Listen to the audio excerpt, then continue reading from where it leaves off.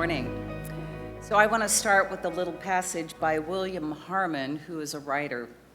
And he said, "We use the word love when we speak of our family, our friends, our teammates, and our sports. But use that word in the boardroom, and people are overwhelmingly overcome by the urge to study the tops of their shoes. What is it about our work life that is so different from the rest of our lives that we can't bring the word love and love itself to all of what we do?"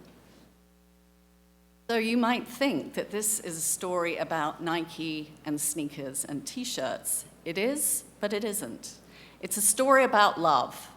It's a story about how the two of us came together over time across vastly different backgrounds and approaches in the service of what we collectively love and cherish.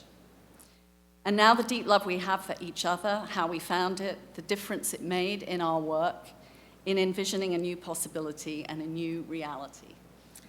So if we are going to succeed in creating a new reality, we cannot choose between love and power. We have to choose both. And that's really easy in theory, but it's hard in practice.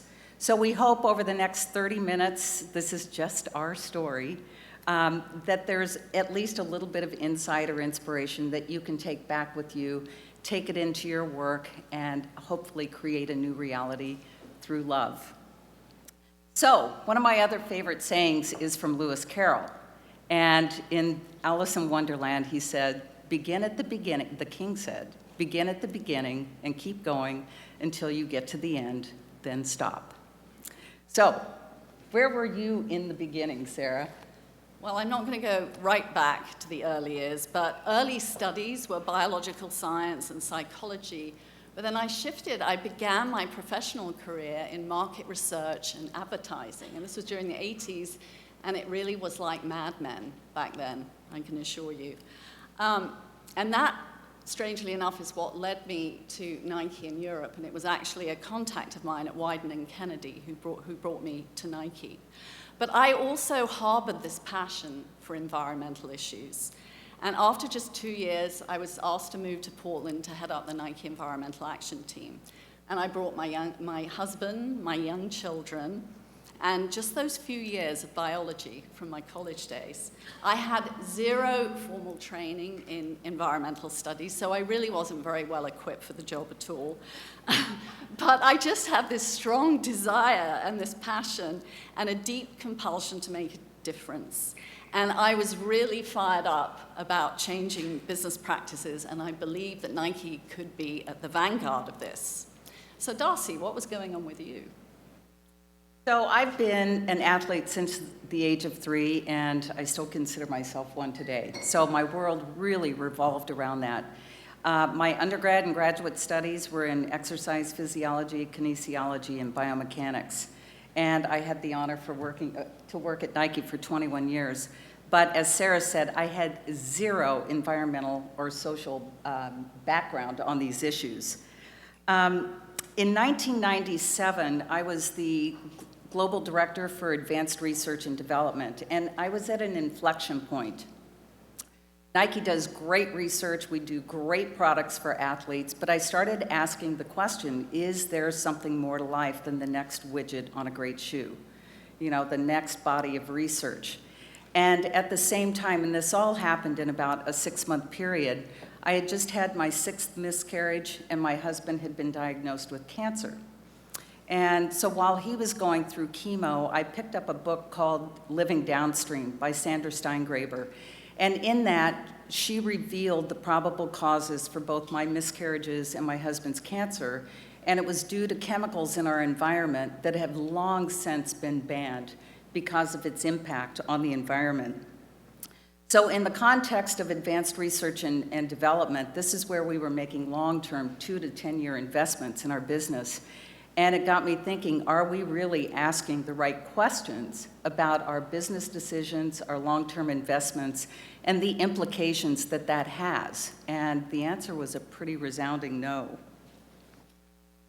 So how did the two of us come together and get connected? Well, I think I was in what David referred to as the abyss, right? I was looking for solutions. Who was going to be able to help me? And one of my colleagues said, you really need to speak to Darcy Winslow. And Darcy at the time was leading this big business initiative called Future Vision, which was a change initiative. So I connected with her. There was this immediate connection. We were on the same page.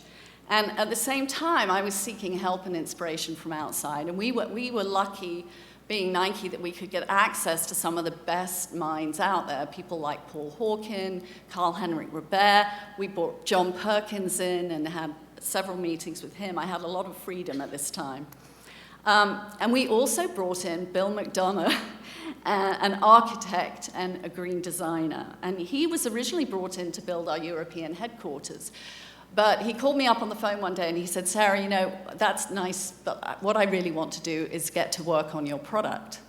So I engineered a meeting that I got Darcy to and our current CEO, Mark Parker, and brought Bill in. So there were about 10 of us sitting at this table, all the top execs of the footwear division. And Bill and Michael's very first question was, do you know what's in your product? And here we had, you know, the head of materials and design and advanced R&D and Mark Parker, and we said, well, of course we do. And then Bill had done a gas chromatograph of one of our top running shoes, the Air Pegasus, for any runners in the crowd. And in that analysis, it showed all the chemicals that had been embedded in the product by virtue of our design choices, our material choices, the manufacturing process, and even the transportation process. And we had to step back and say, no, we have no idea what's in our shoes. And that was April 14th, 1997, and that absolutely changed the trajectory of my life. From that day on, my focus was sustainability, even though I didn't know what that word meant yet. So given Sarah's background and where she was coming from, and my new aha, you would think we were now bonded for life in our work. We were bonded, but there were lots of bumps and lessons along the way. And we started tripping up over language, we tripped up over context, we even tripped up over ego.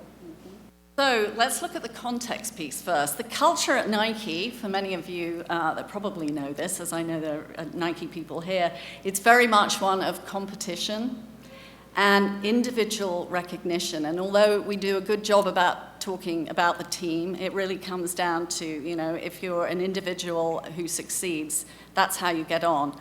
And whilst that wasn't explicit, it was completely pervasive. And what we now understand is trying to push a heart-based agenda like sustainability was completely counterculture. And you have to remember, I was fresh off the boat, right? I was coming in from Europe to the world headquarters, and I'd been in a place with only 100 people in Europe. And I just hadn't worked out how to put the filters on. I mean, I literally was having to put filters over my heart. So it really was the beginning of learning that culture will eat strategy for lunch every day and twice on Friday.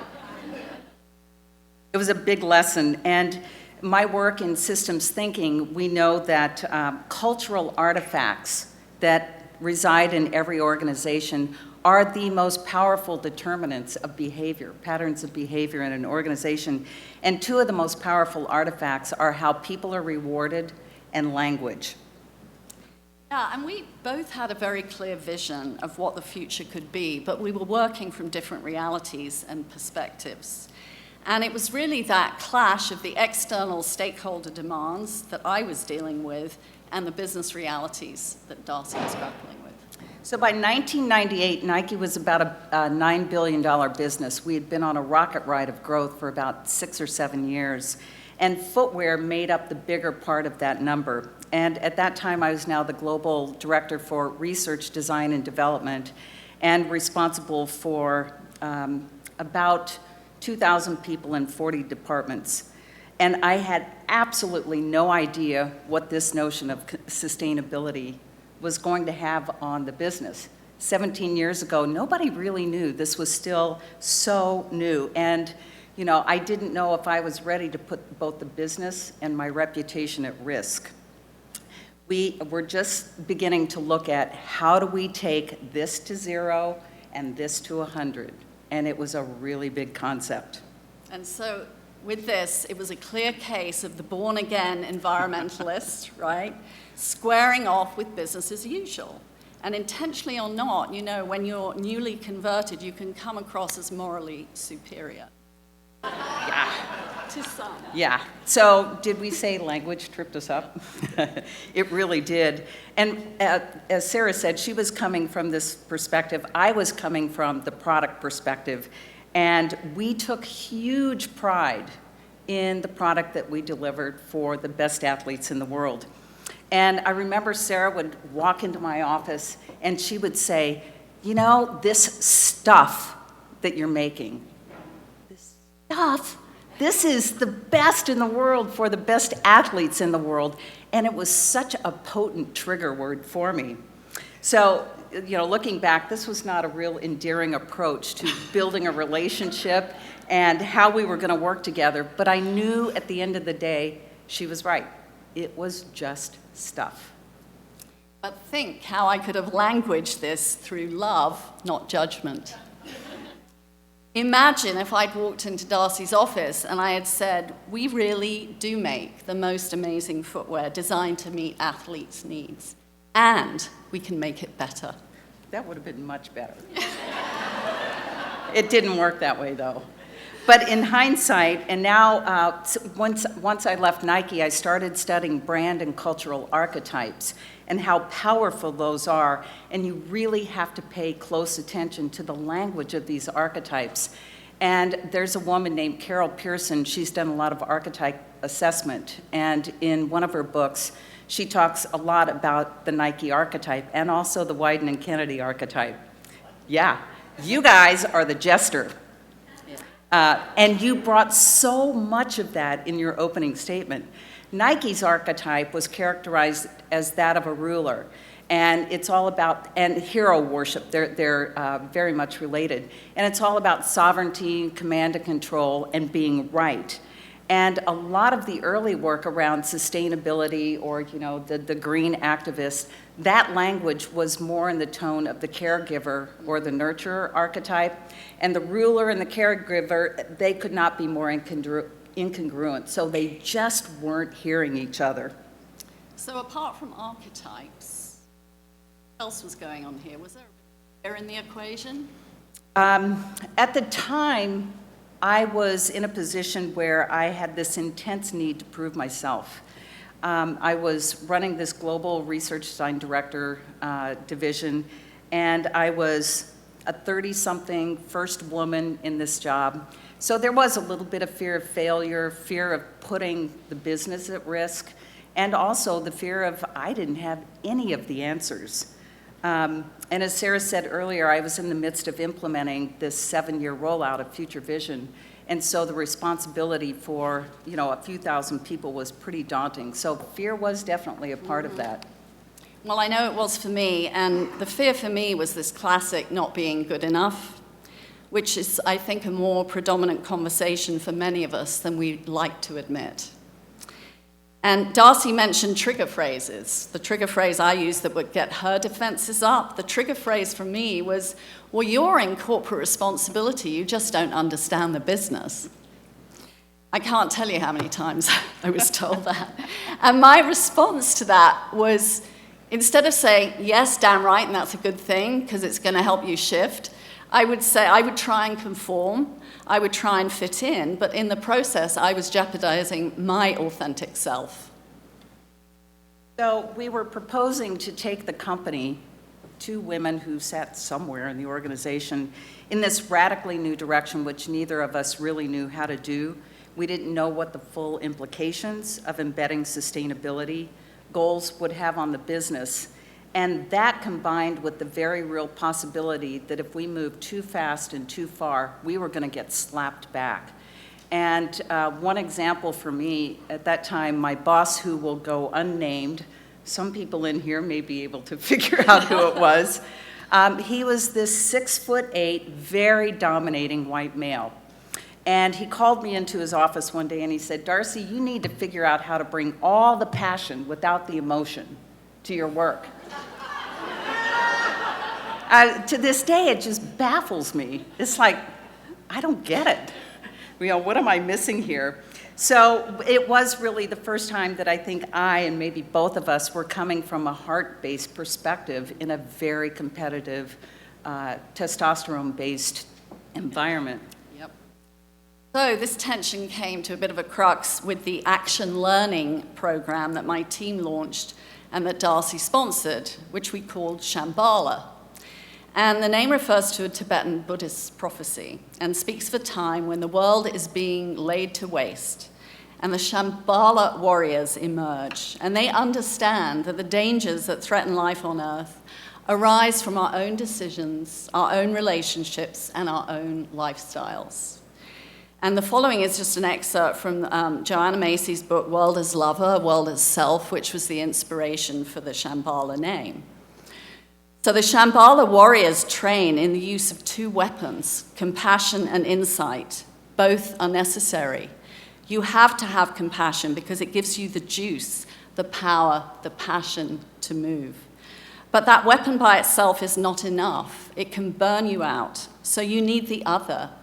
You need insight into the radical interdependence of all phenomena. And with that wisdom, you know it's not a battle between good people and bad people, but the line between good and evil runs through the landscape of every human heart. So here we are in the Nike culture, and we roll out this initiative called Shambhala, and we're all warriors. The guys thought we had finally lost our minds, that we had completely lost the plot. And so we were bringing these two worlds together, Sarah's world, my world, and to this day, through the Shambhala initiative, we can trace the genealogy of influence that this experience had on them. As people left the company, they took that experience, ourselves included, into all the work that they do today. And it also, the Shambhala work, it laid the foundation of what's still happening at Nike today. We started rapid prototyping about 60 different initiatives throughout the company in all our regions.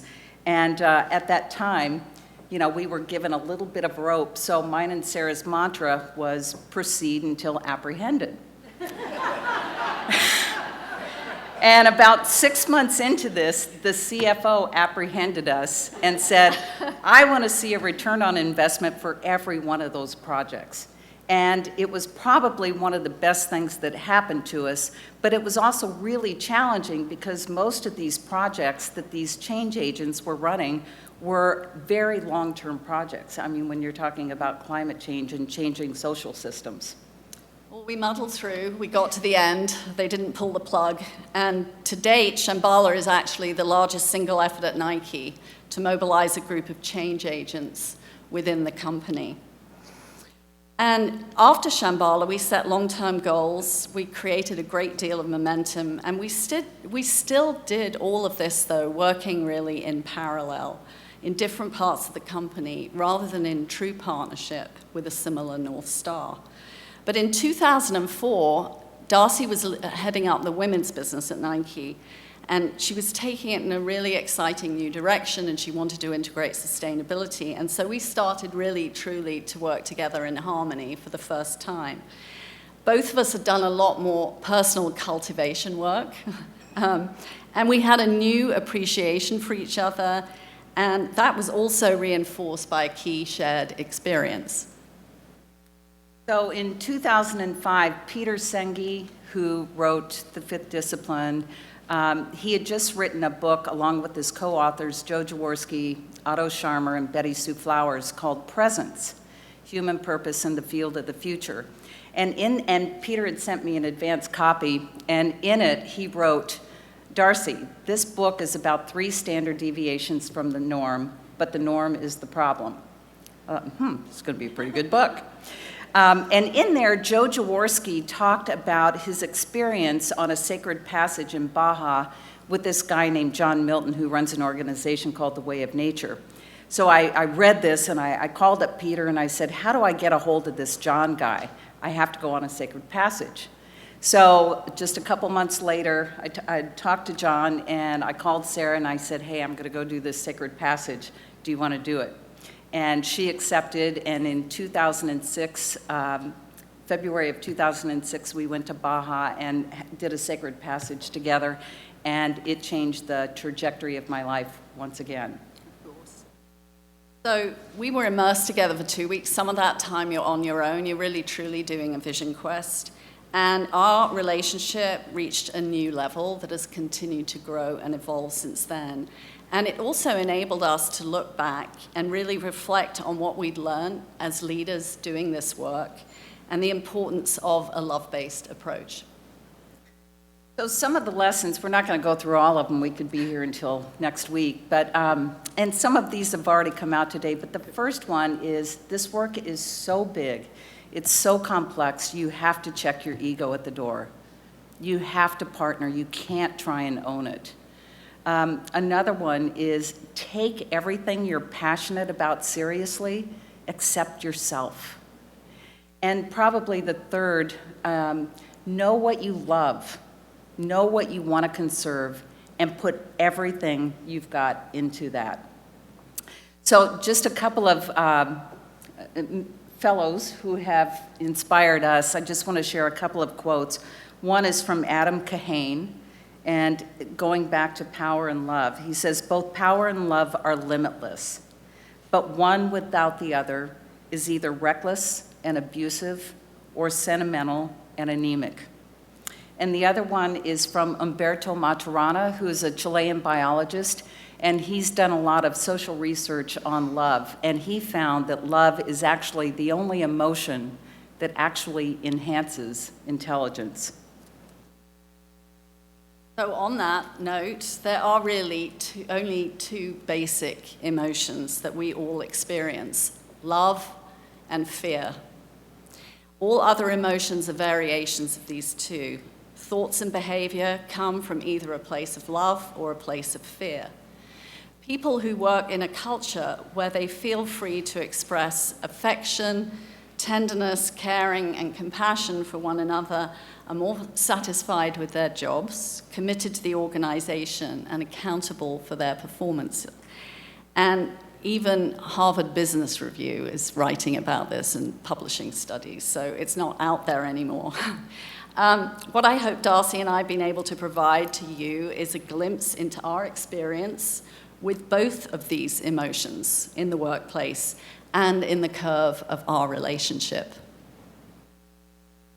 So if you guys will play ball, we want to do a little exercise with you, okay? So if you can just put down, your phone, your smart, whatever, your book, get comfortable.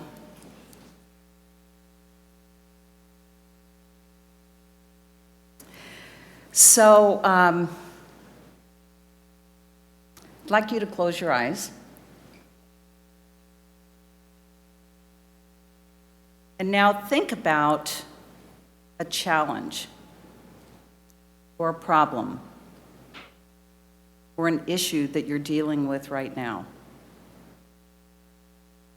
Something in which you are a key player. Important, urgent. It can be personal, it can be work-oriented. And think about how that affects you. It may be your board of directors. It may be your employees.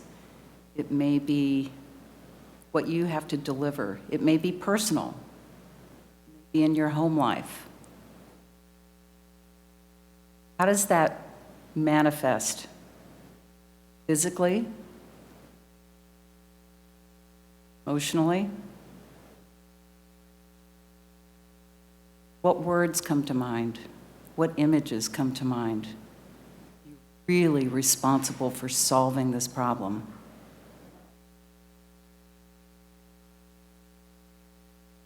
Pay close attention to how that manifests, your senses, your body.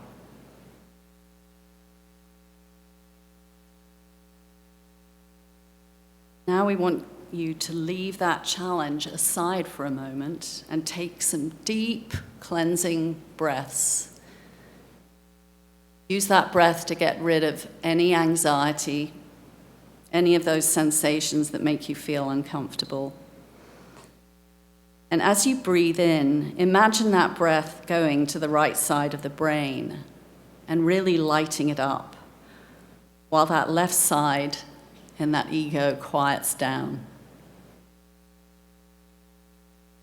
Now I want you to envision yourself in a place in nature that you really love, where you feel nurtured, restored, inspired. Bring your whole being there and engage all your senses. Take a few minutes to connect and drop deep into a feeling of love and appreciation for this place.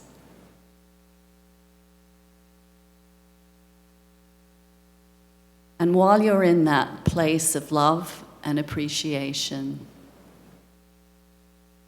revisit your challenge and look at it from this perspective. How might you look at the challenge differently? What messages does it have for you? What new insights are emerging?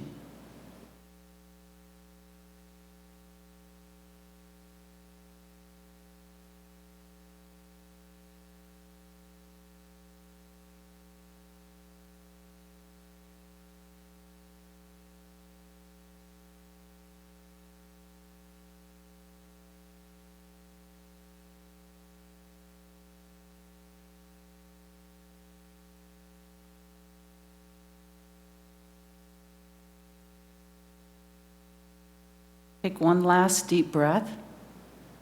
Breathe in deeply. Let it all go. And come back. So what we would invite you to do, in my work, we often do dialogue walks, just with one other person to process something like this. So we would invite you to maybe do that on your way to or from lunch, but share that experience, share your thoughts with one other person, just articulate, how did that feel? Was there a shift? Also in my work, there are a couple of different ways to think about this. One, and Peter and I, in our work, Peter Senge and I, our work in sustainability and with the Academy, we often frame it that sustainability is not a problem to be solved, but a condition to be created. So when you look at something through a problem-solving orientation, it often gets you into a reductive mode of thinking where you silo things out and I'm going to go solve this. When you flip it to a creative orientation, it's about the possibilities, the future that you want to bring into reality. Another way of looking at this is that love as an emotion has a very, very high vibration. And you can look at things through that high vibration place and be very generative. Or you can look at them from fear, which has very low energetic vibration, and again, it tends to shut you down. So that's one other way of looking at it. So in the last couple of minutes, we're just going to kind of take you to where are we now? We both graduated from Nike, and going back to that first solo that Sarah and I did, we were on the Pacific Ocean about, 30 kilometers south of Todos Santos by ourselves for 7 days, literally. And for me, on day 5, with no music, no books, no journals, fasted for 5 days, all you really have is water and yourself. Everything comes down to what's around you. And it became so clear to me on day 5 that it was time for me to leave Nike and to get into this bigger work. And I was pretty fired up when I went back and walked into the president's offices and said, I'm leaving, it's time for somebody else to run the women's business and I'm gonna do this and this and this. He was like, slow down. But I did leave, and the 21 years at Nike, I think, were really a preparation for the work that I'm doing now with the Academy for Systemic Change, which is taking systems thinking tools, frameworks for sustainability, and people who are very deeply committed to personal cultivation practices, and to work with next generation leaders who have the commitment, the potential to work at the systems transformation level. And the domains that we're currently focused on are food and agriculture, education, business, marine ecosystems and fisheries, sustainable communities, alternative financing, women empowerment and technology, and to work with them to build their capacity to work at the self-team organization, but ultimately the systems transformation level in a time frame that matters and at a scale that matters. So that is my work today. And for my part, I continued at Nike until last August, as Samantha said. But what I also did is I returned to a really deep spiritual practice and energy work and did a lot of training around that. And I'm now able to incorporate that into the work that I'm doing around climate change and business transformation. And, you know, today is just one example of that. I was also able to bring it, in my last 3 years at Nike, I was working in the systems innovation team. And I had a new GM there who had come in from outside. And he was really very focused on this idea that we should be working on these big system-level challenges that Darcy's talked about, but they were things that Nike couldn't solve on its own, that we needed to really collaborate with others. And so that meant deep partnership with competitors and other stakeholders. And so again, all of this learning was really helpful for that. And my GM, who was Argentinian, who I think I manifested, I have to say. I brought him into being for my last 3 years there. When he first joined us, he made a commitment. In his very first meeting with the team, he made a commitment to heart-based leadership. And you could have knocked me over with a feather. It was the first time I'd ever heard anyone at Nike say that. And what he later described to me, this was seeing through fear and competition to connect at the level of vulnerability where we are all equal, where I am you and you are me. So I want to just end saying thank you to Dan Wyden and Wyden and Kennedy for the Just Do It. It really has made a difference. And to you, love you. You too.